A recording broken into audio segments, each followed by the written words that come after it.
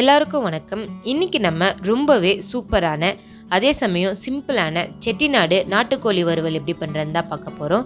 இது ரொம்பவே சூப்பரான ஒரு டிஷ்ங்க. இப்போ வாங்க வீடியோக்குள்ளே போகலாம். அதுக்கு முதல்ல அடுப்பில் இரும்பு கடாயை வச்சுக்கலாங்க. இந்த ரெசிபி இரும்பு கடாயில் செஞ்சால் தான் ரொம்பவே சூப்பராக இருக்கும். கிராமத்தில் இதை இரும்பு கடாயில் தான் செய்வாங்க. அப்படி நம்ம இரும்பு கடாயில் செய்யும் போது தான் இதோட டேஸ்ட்டும் கலரும் ரொம்பவே சூப்பராக வரும்.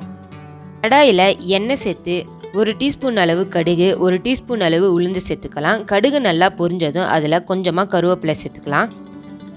கருவேப்பிலை பொரிஞ்சதும் ஒரு 3 டேபிள் ஸ்பூன் அளவு கரம் மசாலா சேர்த்துக்கோங்க.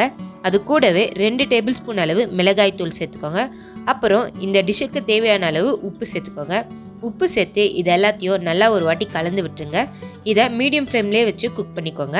மசாலாவோட பச்சை ஸ்மெல் போனதும் ஆல்ரெடி குழம்புல வேக வச்சு எடுத்த நாட்டுக்கோழியை இதில் சேர்த்துக்கலாம். நான் நாட்டுக்கோழி குழம்பு எப்படி பண்ணுறதுன்னு ஆல்ரெடி வீடியோ போட்டிருக்கேன். அந்த குழம்புலேருந்து எடுத்து செஞ்சால் தான் இந்த வறுவல் டேஸ்ட்டாக இருக்கும். ஸோ அதோட லிங்க்கை நான் ஐ பட்டன்லையும் டிஸ்கிரிப்ஷனில் கொடுக்குறேன், போய் பாருங்கள். இதை ஒரு 5 நிமிஷத்துக்கு பெரட்டி எடுத்துக்கோங்க. அவ்வளோதாங்க, நம்மளுடைய ரொம்பவே சூப்பரான செட்டிநாடு நாட்டுக்கோழி வறுவல் ரெடி ஆயிடுச்சு. இப்போ இதை சர்வ் பண்ணிக்கலாம். இந்த ரெசிப்பியை நீங்களும் உங்கள் வீட்டில் செஞ்சு பார்த்துட்டு உங்களுடைய வேல்யூபிளான ஃபீட்பேக்கை எனக்கு கமெண்ட் செக்ஷனில் கமெண்ட் பண்ணுங்கள்.